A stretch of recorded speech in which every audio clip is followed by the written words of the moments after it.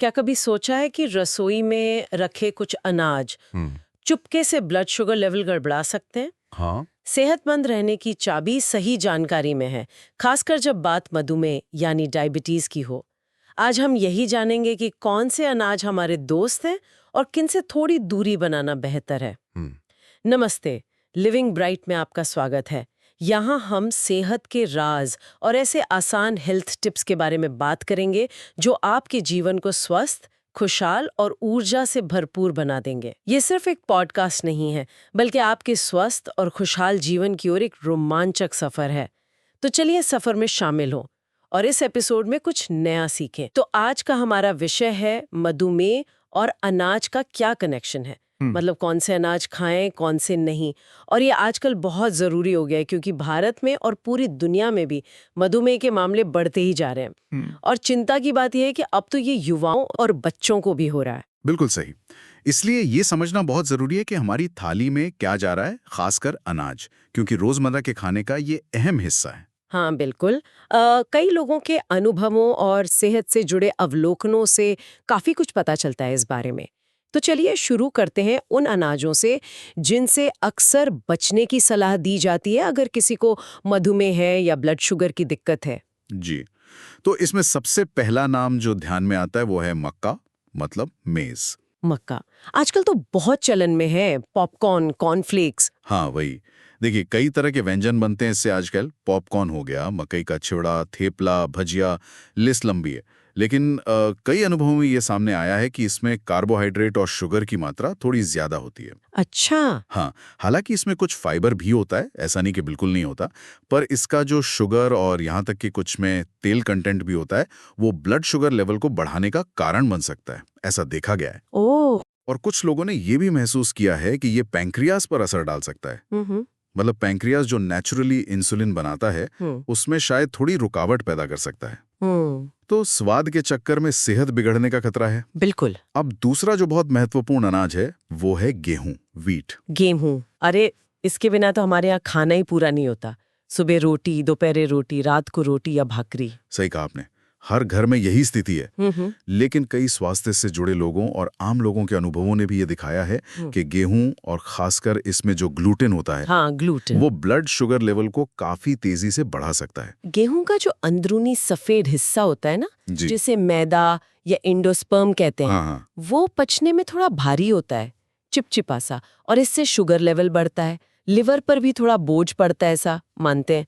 Fibre भी इसमें कम होता है भारी परत के मुकाबले। अच्छा, और कई लोगों का तो ये सीधा अनुभव रहा है कि जब तक वो गेहूं खाते रहे, उनकी दवा की डोज धीरे धीरे बढ़ती गई।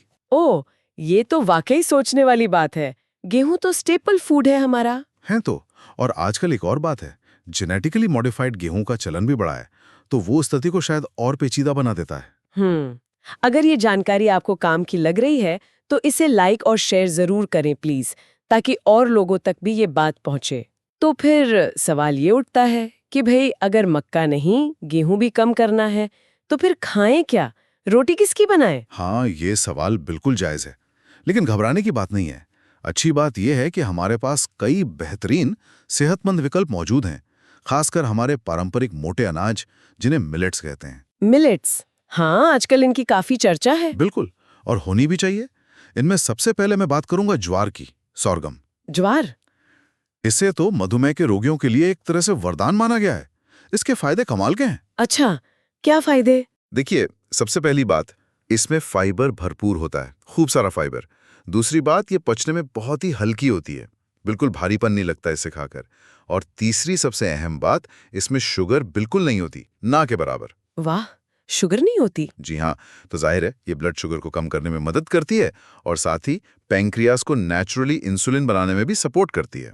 अच्छा। कई लोगों ने ये अनुभव किया है कि ज्वार खाने से उनकी दवा की डोज कम हुई है, या कम दवा में ही शुगर अच्छे से कंट्रोल में रहती है और पेट भी साफ रहता है, कब्ज जैसी दिक्कत भी नहीं होती। ज्वार तो वाकई सुपर फूड लग रहा है मधुमेह के लिए। हैं, बिल्कुल। अच्छा, अगला विकल्प है बाजरा, पर्ल मिलेट। बाजरा, हाँ सर्दियों में खाते हैं अक्सर। हाँ, इसकी तासीर थोड़ी रूक्ष होती है, मतलब ड्राई, और ये कफ दोष को संतुलित करता है। आयुर्वेद में मधुमेह को कफ दोष से जोड़कर देखा जाता है, मतलब शरीर में भारीपन और आलस। ओ, आयुर्वेद का नजरिया, इंटरेस्टिंग। जी, तो बाजरा शुगर कंट्रोल करने में तो मदद करता ही है, साथ ही इसमें आयरन भी अच्छा होता है।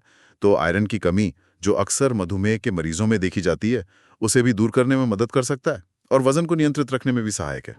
ये तो बहुत अच्छी बात है, लेकिन बाजरे के लिए कोई सावधानी? हाँ, एक दो बातें ध्यान रखनी चाहिए। जैसा आपने कहा, ये गर्म तासीर का होता है, इसलिए इसे सर्दियों में खाना बेहतर है। गर्मियों में इसे अवॉइड करें या बहुत कम खाएं। ठीक है। और ये ज्वार की तुलना में पचने में थोड़ा सा भारी हो सकता है, इसलिए कोशिश करें कि रात में देर से ना खाएं। और अगर किसी का शारीरिक श्रम बहुत कम है, ज्यादा बैठे रहने का काम है, तो उनके लिए एक अच्छा तरीका यह है कि बाजरे को भून लें, उसका पाउडर बना लें और फिर उसकी राब बनाकर पिएं। नमकीन या मीठी, जैसी पसंद हो। इससे वो पचने में हल्का हो जाता है। अच्छा, ये राब वाला आइडिया अच्छा है, उसे पचाना आसान हो जाएगा।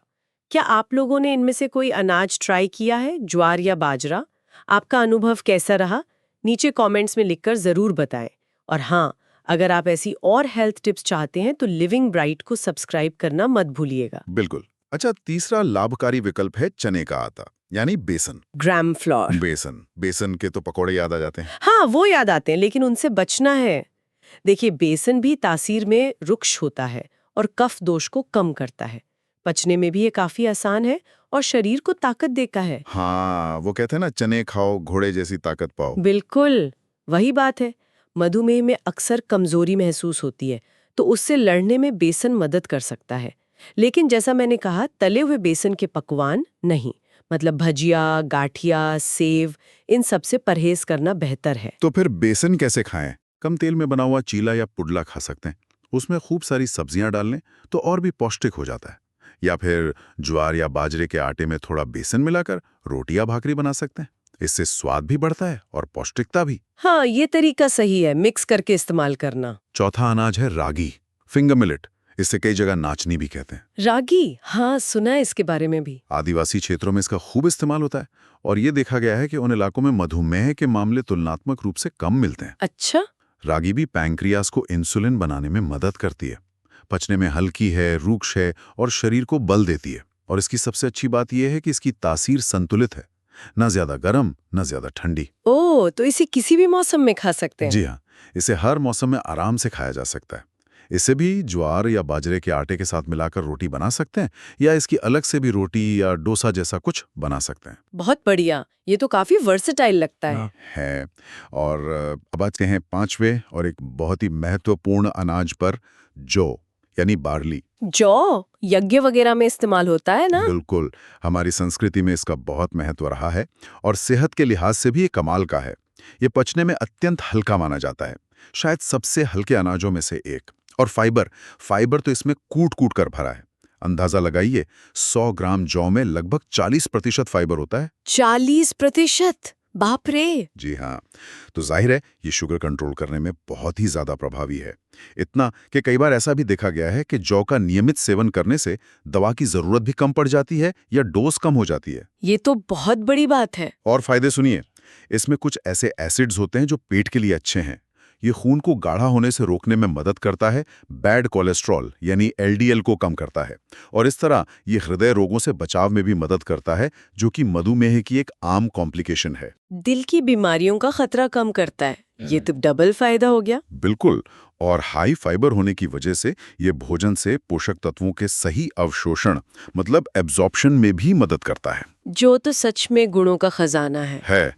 और एक सुझाव उनके लिए जिन्हें गेहूं छोड़ना बहुत मुश्किल लगता है, वो लोग शुरुआत में ऐसा कर सकते हैं कि 50% गेहूं का आटा और 50% जौ का आटा मिलाकर रोटी बनाएं। आधा गेहूं आधा जौ। हाँ, इससे गेहूं से होने वाले जो संभावित नुकसान हैं वो काफी हद तक कम हो जाते हैं और जौ के फायदे भी मिलने लगते हैं। धीरे धीरे जौ का अनुपात बढ़ा सकते हैं। ये बहुत ही प्रैक्टिकल तरीका है बदलाव लाने का। एकदम से छोड़ना मुश्किल होता है कई बार। एक बात और जोड़ने वाली है यहाँ, ये जो मैदा होता है ना, बारीक पिसा हुआ गेहूं, इससे बनी चीजें जैसे bakery products, bread, pizza, pasta, समोसे, वड़ा पाव, इनसे तो सिर्फ मधुमेह रोगियों को ही नहीं बल्कि स्वस्थ लोगों को भी बचना चाहिए। बिल्कुल सही कहा, ये चीजें आगे चलकर मधुमेह होने का खतरा बढ़ा सकती हैं। याद रखना चाहिए कि मधुमेह एक साइलेंट किलर की तरह है, चुपके से आता है और एक बार शरीर में अपनी जगह बना ले तो इसे मैनेज करना, कंट्रोल करना काफी मुश्किल हो सकता है।